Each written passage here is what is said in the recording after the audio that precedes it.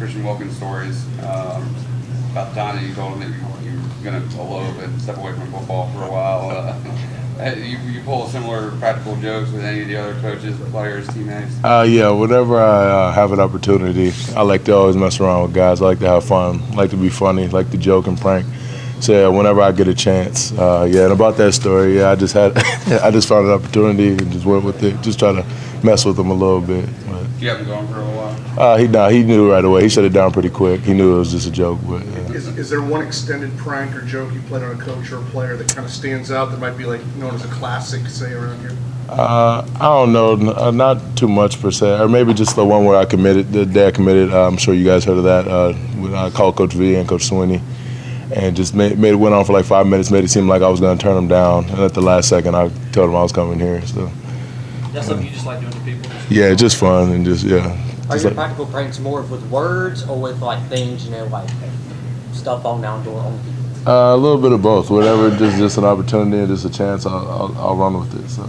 Do you ever do it in the course of a tense moment in the game? Is there ever a time when everybody looks like it might be tense, there's pressure involved, and you say something to some of your defensive guys to loosen them up? Is it ever trickling out over on? Oh yeah, that's kind of the time where I like to have fun or like to lighten the mood a little bit when things are high stress or could be tense. I like to have fun in those situations to make everything easier. Is there an example, like is there a game? I'm just sure there's maybe the NC State game or another game where they feared it was close that you said something. Nothing in particular that I remember, but yeah, I always try to throw something out there if I can. Did you watch the Clemson Florida State game 2 years ago, and what are your recollections of that? And Oh, yeah. excited are you about this trip? Well, yeah, I did watch it, and obviously we dominated that whole game and everything, and then just we just let our chance go. Really, we had opportunities to win the game, and like I said, dominated the whole game, and then just lost it late. And I mean, I'm looking forward to playing at Florida State. They have a great environment and everything. I'm looking forward to it, and it's going to be a great opportunity. A top 25 matchup, two really good teams going at it. I love going on the road, love playing in hostile environments, so it's going to be a great opportunity for us. Going into this year, you had been to Auburn, to Georgia Tech, Florida State. Those are three places that Clemson has really, really struggled.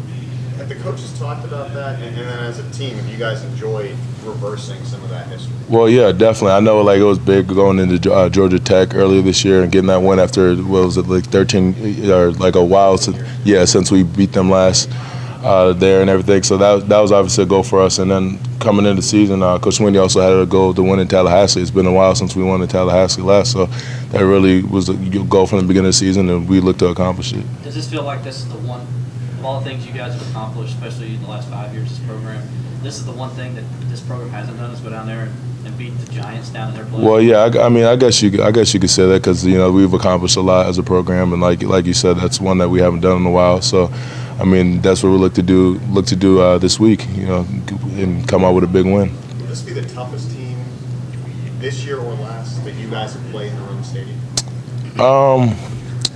Yeah, thinking about it, it's definitely up there. They're a real good team. They're gonna have a great crowd, and there's gonna be live down there. It's gonna be a great environment. So we're really gonna have to prepare this week, come ready to play. This is your fourth road night game. How much does that help from a preparation and routine standpoint? Well, yeah, we know what we have to do. I mean, all of our games have been at the same time, either noon or late. So, I mean, you have a lot of time during the day of the game to prepare and everything. I mean, and we're used to it as a team. We've played out almost all of our games at nighttime. So, I mean, it's going to be good for us as far as preparation. All the talk going into the season was on how this game would probably decide the division. Does it change anything at all that they've got a couple losses now? No, it doesn't really, because we know who we're going to play. We know we're getting ready to play a really good football team. And, they have a couple losses, but we like I said, they're a really good, talented team. So, they have more than enough talent to beat us. So if we don't go down there ready to play, then we could possibly get a loss. So that's why this week is really big in preparation and, taking advantage of the extended time we have with coming off the bye week and everything. Tell us about how your role has adjusted since you've been here. Came in and you moved positions a little bit at the beginning of this year. You caught a touchdown pass. You caught a pass in the bowl game last year. Now you blocked the kick. You got a fake punt. Just how that has developed and maybe how it's going to continue going forward. Just your versatility and how it's very unique. Right. Well, yeah, I'm definitely more than happy to help out and use what I'm fortunate enough to have all my abilities and everything to help with the team as much as I can.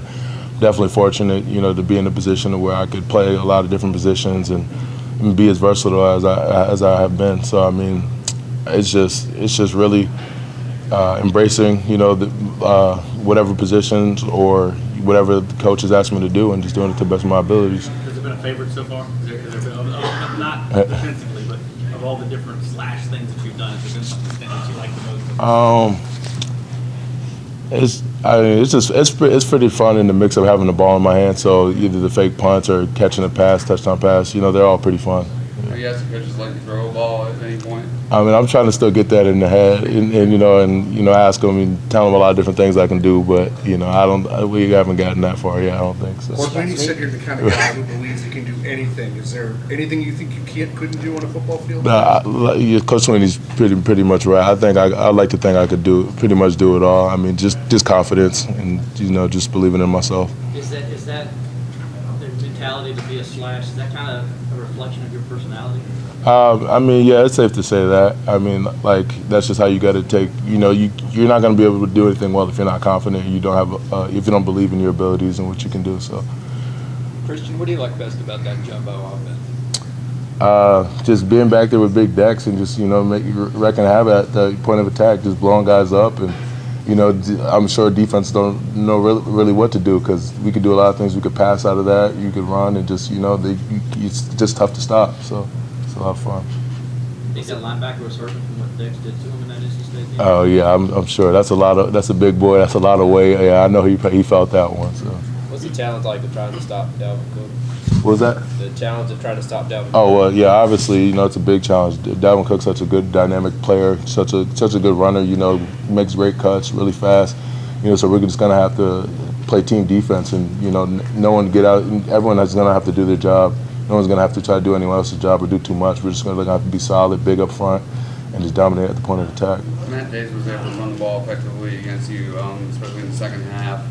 How much did that prepare the front seven for what you're going to see with Dalvin? Well, yeah, so now that really just helped us, because we know we have to do it so that won't happen this week, or make it, or at least we learned a lot from that game, really, because we left some opportunities out there. He got a lot of yards where maybe we should have been able to shut things down, so we really we learned from what we did in the last game, and really going to use it to stop Dalvin. For all the things you do, you still take a lot of pride in the fact that you lead the team in tackles for longs, for second and sacks. I mean, you do all the other stuff, but you're really good for managing. Well, yeah, I'm just doing my job. I'm just doing what I have to do, and just doing it to the best of my abilities. Last year when he took that first carry and went 75 yards, what do you remember about that? How did you guys kind of, change your approach? Well, Did you do anything different? Well, really, there was just a mistake in the defense. Someone didn't get the call, and I mean, we just seen what he can do when we don't know our job and don't do our job. So that's really that's just really how we're gonna have to approach this game. Like, we're gonna have to know everyone's gonna have to be on point. Everyone's gonna have to do do the job, so things like that won't happen. Dabo said earlier he thought that J.R. Johnson was the player of the year so far in defense. Also, he commented on Marcus Edmond, obviously making big plays. Just your thoughts on what those two guys have meant on the back end, and they were kind of a little bit under the radar to start the year. Oh yeah, definitely. I mean, the things that Jadar's been able to do this year is just really big for us. He really stepped up and really got a lot more serious about what he has to do, and he's embraced really his role as a leader now and as a starter, and just really been really effective for us. Been making plays left and right, and just been, I've enjoyed practicing with him. He likes to set the tone at practice and everything, trying to strip balls and just get that mindset of creating turnovers and things like that. So I personally enjoyed playing with him and love what he's been doing for us this year. And same thing for Marcus. Marcus is a really quiet guy, really low key, doesn't need to be in the spotlight, doesn't get enough praise and things like that, but he works just as hard as anybody and loves to play football. And has made two really big plays for us to ultimately save our season and keep us from getting 2 losses. Have you had some fun with Marcus, maybe yourself or your other teammates, because he had those 2 kind of game-saving plays? You guys kind of maybe had some fun with him a little bit about that? Oh yeah, we definitely did, and we were always just talking about it, just how big those plays were, and just having some fun with them. He's a soft-spoken kind of guy, but when he says something, it's got a lot of meaning to it. Right. Can you talk about that and how he does that on the field? Yeah, exactly. That's the thing. When you hear somebody like Jadar speak up, who's usually pretty quiet and low key and everything like that, he's saying something for a reason. So you really got to pay attention to it for someone who's not as outgoing, or not as outspoken, as you know, some of the other guys we have on this team. You know, for him to say stuff, you really got to pay attention to it and listen to it, and it holds a lot of weight. Is his leadership back there and his ability to, just watching him kind of be the quarterback back there, get those guys lined up, is that the difference in why you guys are not giving up as many big plays? I definitely think that has something to do with it, and just I know from a preparation standpoint, he's making sure all those guys in the film room and everything are on point, knowing their jobs, knowing what they have to do. I don't hear Jadar get called out too many times in practice or anything for not knowing what he's doing. So that just shows he's really taking his job seriously. Does it get lost in the shuffle for all the other things that you do? It's coming in key parts of the game. It's not coming when you're up 3 or 4 touchdowns. I mean, the blocked field goal against NC State proved to be huge. It changed the momentum of Oklahoma. You caught a touchdown against Troy that you needed to score. I mean, these plays are happening when it needs to happen for this team to win the game.